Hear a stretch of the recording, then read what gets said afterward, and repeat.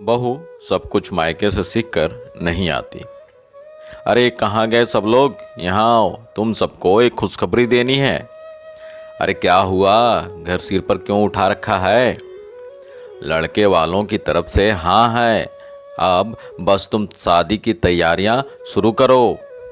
हमारी बेटी के भाग खुल गए जो इतने अमीर और अच्छे परिवार में बहू बनकर जाएगी। देखना, मैं रजनी की शादी में कोई कसर नहीं छोड़ूंगी। रजनी राकेश और मीना जी की इकलौती बेटी है। वो सबकी लाडली है, इसलिए उसका रिश्ता उन्होंने अपनी हैसियत से बड़े घर में किया। रजनी से बड़ा भाई, जिसका नाम रमन है, जिसकी शादी 1 साल पहले ही रेनू से हुई थी। ससुराल में रमन और राकेश जी ही उसके शुभचिंतक थे। मीना जी और रजनी की नज़रों में वो कभी न अच्छी बहू बन पाई, न अच्छी भाभी। मीना जी शादी की तैयारियों में जुट गई। जैसे जैसे शादी नज़दीक आती जा रही थी, वैसे ही मीना जी का व्यवहार रेणु के लिए सहज सा मीठा होने लगा था। रेणु समझ चुकी थी कुछ ऐसा है जो उसके हित में नहीं है, तभी सासू माँ की आवाज़ में इतना मिठास है। पर क्या ये वो समझ नहीं पाई, पर क्या है वो चीज़ वो समझ नहीं पाई। रजनी की शादी की तैयारियों की भाग दौड़ सास ससुर को करते देख उसे अपनी मम्मी की याद आने लगी थी। वो भी तो इसी तरह भाग भाग कर काम करती रहती थी। अपनी बीमारी तो जैसे वो भूल ही चुकी थी। माँ को याद करते हुए रेणु की आंखें भर आई, क्योंकि शादी को 1 साल भी नहीं हुआ था और उसके हाथों से उसकी माँ की ममता की डोर छूट गई थी। उसे लगा उसका मायका माँ के साथ ही खत्म हो गया।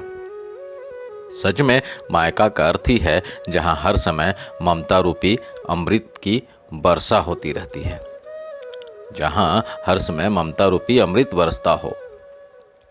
बहू मेरे कमरे में आना। एक दिन मीना जी बड़े प्यार से रेणु को बुलाती है। जी मम्मी जी। बहू तुम जानती हो हमारे हालात इतने अच्छे नहीं हैं कि रजनी की शादी का सारा भार उठा सकें, इसलिए मैं चाहती हूँ कि तुम अपने जेवर रजनी को दे दो। इससे रमन का बोझ थोड़ा हल्का हो जाएगा।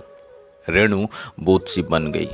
उसे लगा जैसे उससे किसी ने उसकी माँ को ही मांग लिया हो, क्योंकि वे गहने बचपन से ही उसकी माँ ने उसके लिए संजो कर रखे थे। तो दोस्तों, कहानी में आगे बढ़ने से पहले आपसे गुजारिश है कि अभी तक आपने हमारे चैनल को सब्सक्राइब नहीं किया है तो प्लीज़ चैनल को सब्सक्राइब, और वीडियो अच्छा लगे, कहानी अच्छी लगे तो वीडियो को लाइक शेयर भी कर दीजिएगा। चलिए कहानी में आगे बढ़ते हैं। मीना, तुम बहू से उसके जेवर नहीं मांग सकती।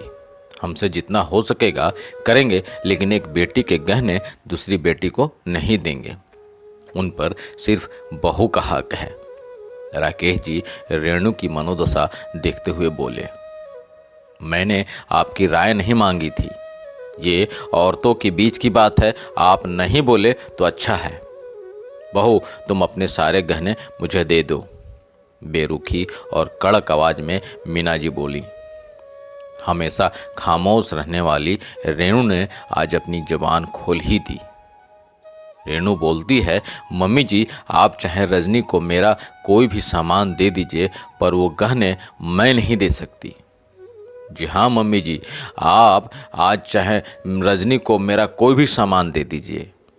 जितने सारे सामान मेरे पास पड़े हैं, साड़ी वगैरह सारे दे दीजिए, पर वो गहने मैं नहीं दे सकती। वो गहने मेरी माँ की निशानी है। मुझे जब भी उनकी याद आती है तो मैं उन्हें छू कर या पहन कर उन्हें महसूस कर लेती हूँ।